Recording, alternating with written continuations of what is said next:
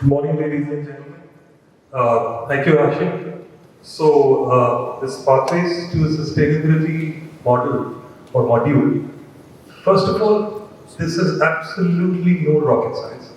It is very, very simple, and that's why I want to present it in a case study model on which I've done it on myself and the Chambal Safari Guard, that all of us can do it and very easily do it without taking time away from our primary job, which is to handle guests and room safari. But sustainability can be brought in a very simple format. So first of all, I'll go to the presentation about the Chambal Safari Lodge sustainability, and then come back to the water balance sheet and the carbon balance sheet. COVID, there was a lot of talk about travel being unsustainable, and nationally and globally, people said that probably travel is not the right thing to happen. And that's what prompted us to sort of look at this idea that is travel really sustainable? Are we sustainable as an individual lodge owner? And that's when we started looking at, started from scratch at what is sustainability. Let's first define that. This is just a little bit about the National Chambal Sanctuary where I operate. It's one of its kind riverine sanctuary in 3 states of UP, MP and Rajasthan. We are on the UP side. Now this is the first impression of sustainability that comes to you when you think of Chambal. And this is sort of history and probably a perceived threat now, but the real threat is different. This is the story of a police officer who was killed in broad daylight by the mining mafia in Morena. So this is where we started some 25 years ago with this kind of sustainability. But what was more important is the habitat and how it was going to pan out over the next 25 years. And when we were starting some 25 years ago, this was still happening. I mean, these unsustainable tourism practices from across the landscapes, the wildlife landscapes in India was already there. So in the midst of all this, we then decided to identify what is sustainability. And at ISN, we feel that sustainability, what Hashin said, has to have a number, can be met, has 5 pillars. The first one is air, the air around us, and that can be measured by our carbon emissions, the sound we generate, and the light we generate out of our lodges.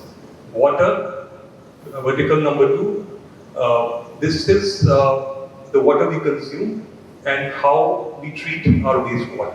Land around us, what kind of chemicals go into operating our lodges.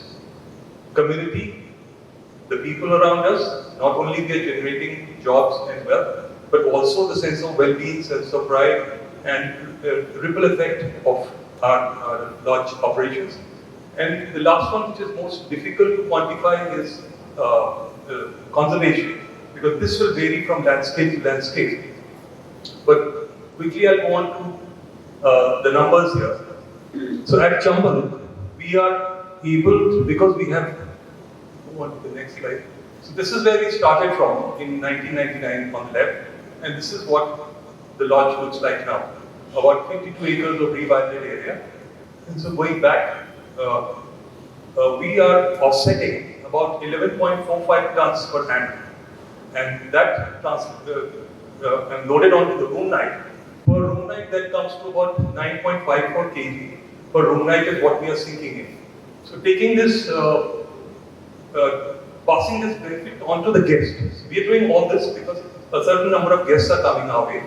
And just as we transfer the revenue into the room night and say what is the ARR, similarly the carbon is then transferred onto the guest. And the premise here is that we're doing all this because there are guests coming our way. If there were not guests coming our way, probably this land would be put to some other use and it wouldn't be sequestering the amount of carbon that it is. Similarly, we mapped our energy, as in our electricity consumption, and then transferred that to per room night, what is the energy consumption, and this comes to about 59 units per room night. Whereas the global norm for properties in wilderness areas is about 100 units per room night. So this again can be very easily calculated. We are 100% rainwater harvested property, so we have net rainwater harvest. I'll go into the carbon balance sheets and the calculations later on, but the net rainwater harvest is 55.4 million liters per annum, which transferred onto the room night translates to 46,170 liters per room night. So, which essentially means that for every room night that a guest is staying with us, he or she is helping us save this much water.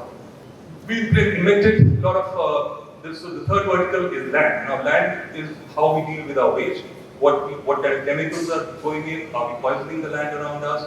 How are our operations? And so, a lot of waste management practices were put into place, and what comes in goes out. So we started looking at what was coming in, what kind of sprays, what kind of toiletries, what kind of toilet cleaners, laundry chemicals.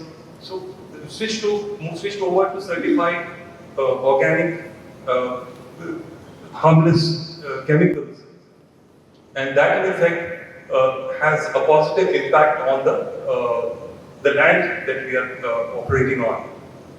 Of course, no single-use plastics, but then also a lot of other different materials that go into the large operation, which you are all aware of. We switched to the recyclable products, all kinds of silver foils, all kinds of packaging plastics in the F&B areas. And here's just an indicative list of vendors whom you could switch on to buy these kind of products. And they are certified by the agencies that are authorized to give these kind of certifications, whether it's Government of India or certain NGOs who've been authorized to.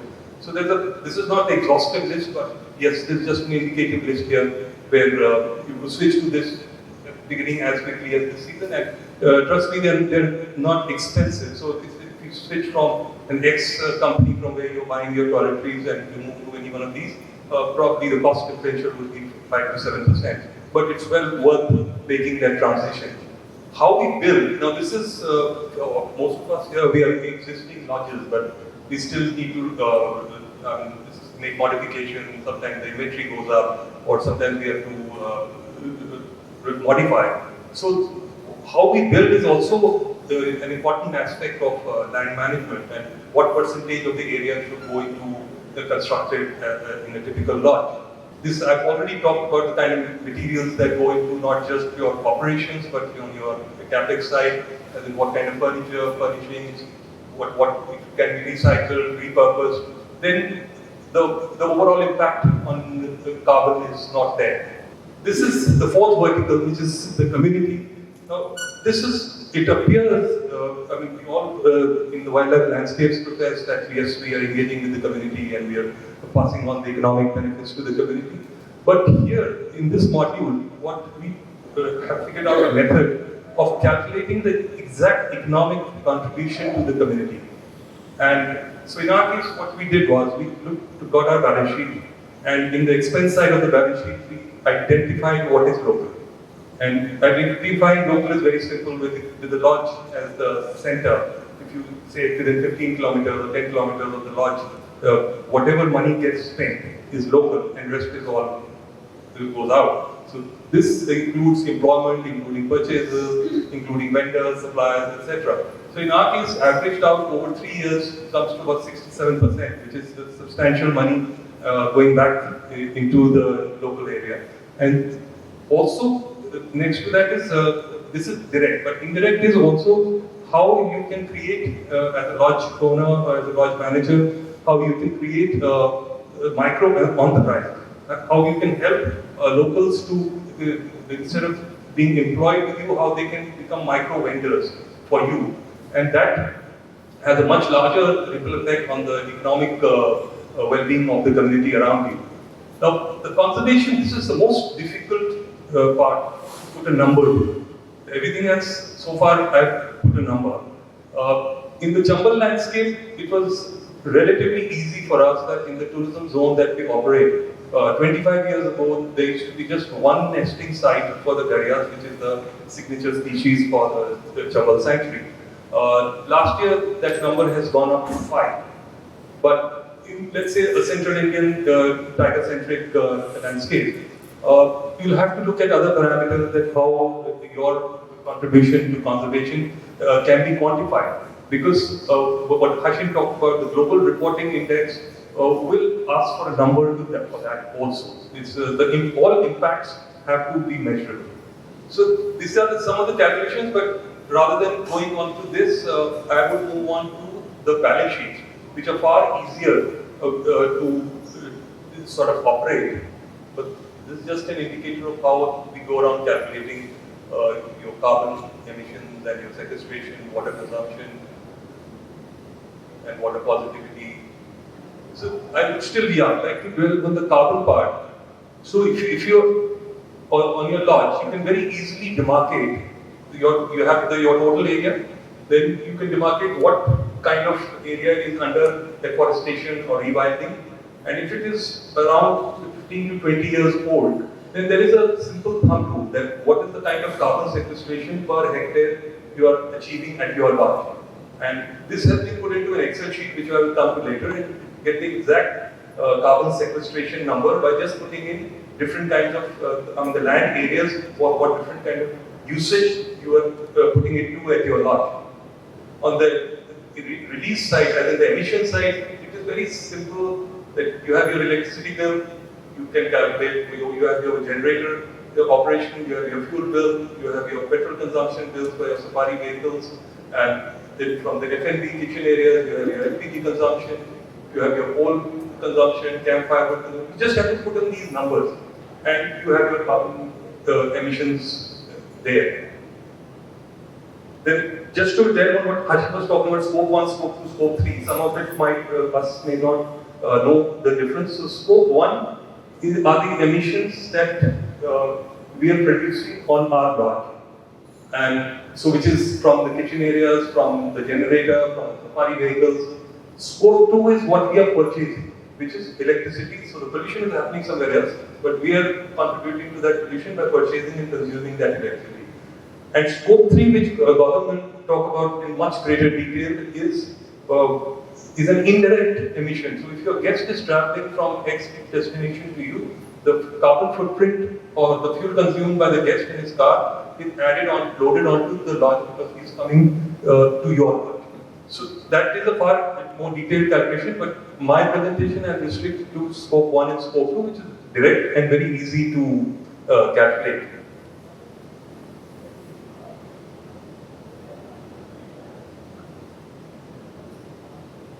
So I'll now move on to the balance sheets. So here, this is, may not be. So I start from the consumption side or emission side. What I have done here is I have put in my lodge electricity bill and put in the rate at which I get my electricity from the grid. Now, if these two figures I put in, I get to my units that I consume. And so at your end, let's say if you are using this balance sheet, you just analyze your electricity bill, put it on the electricity bill, there is a rate mentioned per unit. These two data you put in, and you will get your emission because of the electricity you are consuming. This is for campfires and we use the firewood.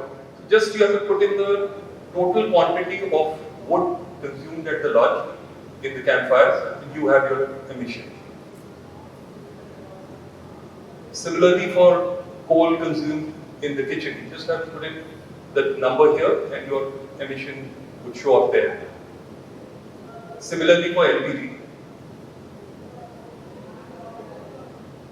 Now this one is for the safaris where you just put in the annualized fuel bill for your gypsies and the rate per liter in Madhya Pradesh, and you get your emission figure because of the safaris that your guests are going on for. And similarly for the generator, power generator, you just put in the fuel bill and the rate per liter for diesel in Madhya Pradesh, and you get your emission.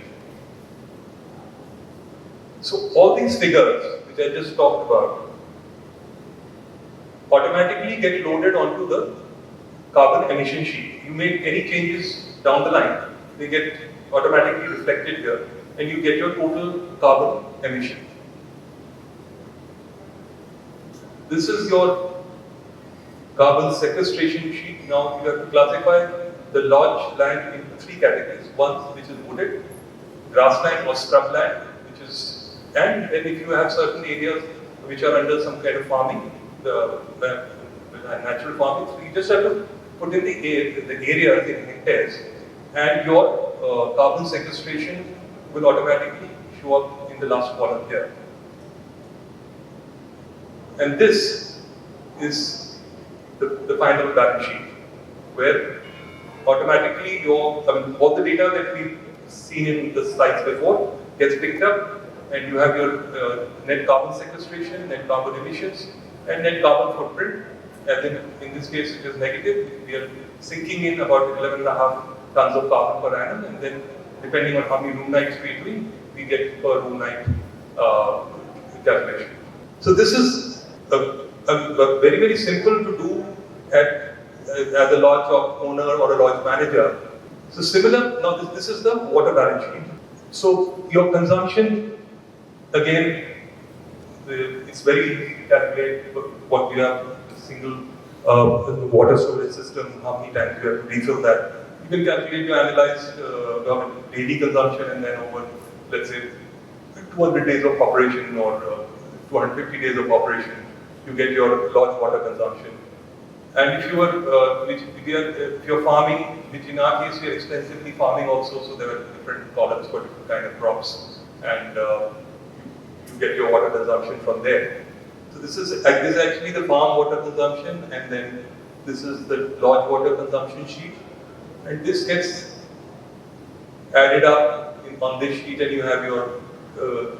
So this is the water harvest calculator. So most of us would be rainwater harvesting, and based on the average rainfall data from the meteorological department, you can calculate what is the kind of water that is falling onto your ground. And then thumb rules of about 20% being lost to evaporation, and about another 20% lost through transpiration by the foliage and the plants that you have, trees that you have on your lot. So the net rainwater harvesting figure shows up automatically. You just have to put in from the meteorological data what is the annual rainfall in millimeters in Bandhavgarh area, and put in your catchment area, the area of the lodge which you are rainwater harvesting, and you get your net rainwater harvest figure.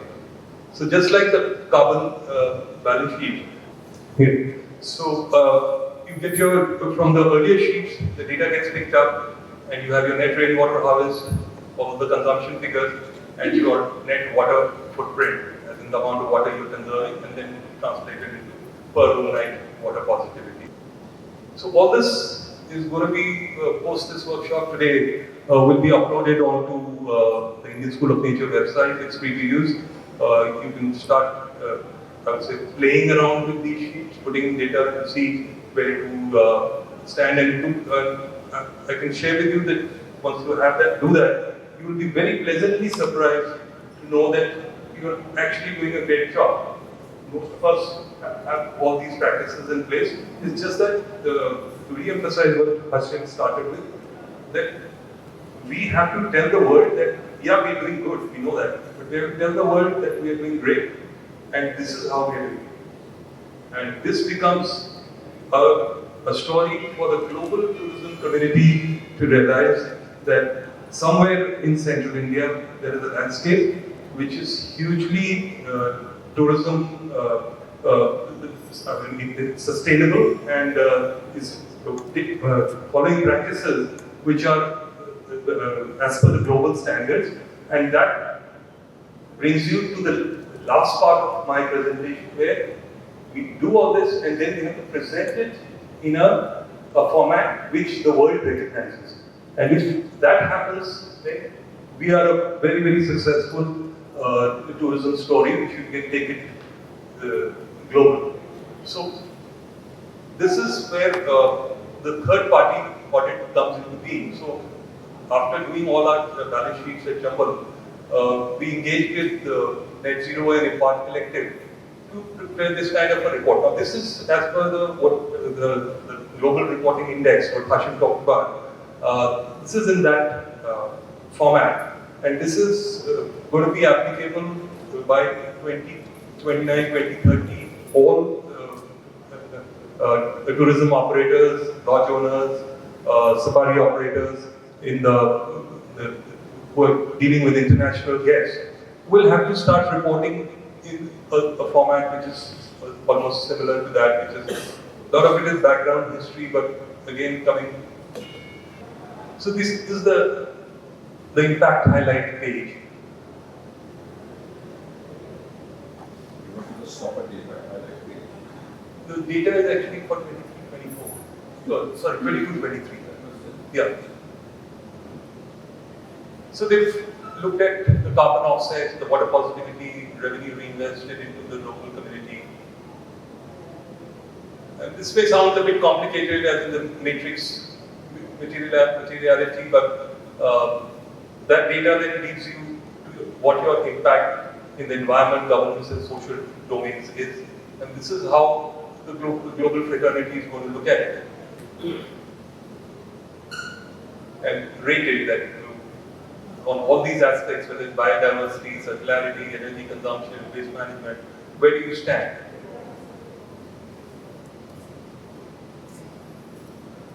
And they've also looked at what could be the future potential risks because of the operation. Identified the stakeholders, both internal and external.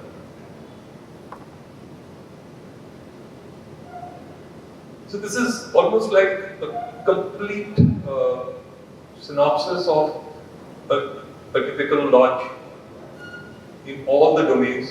We've covered all the 5 verticals of sustainability.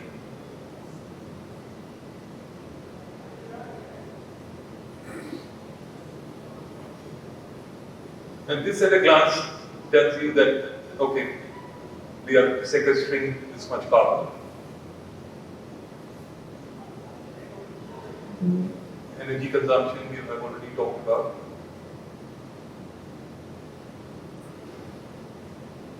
Same for water. So this I'm showing more from the reporting point of view.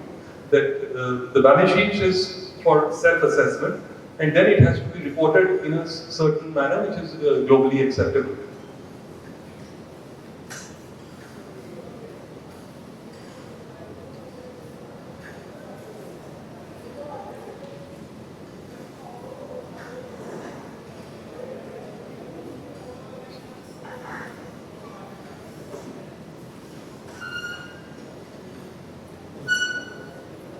And then this report goes on for the social impact.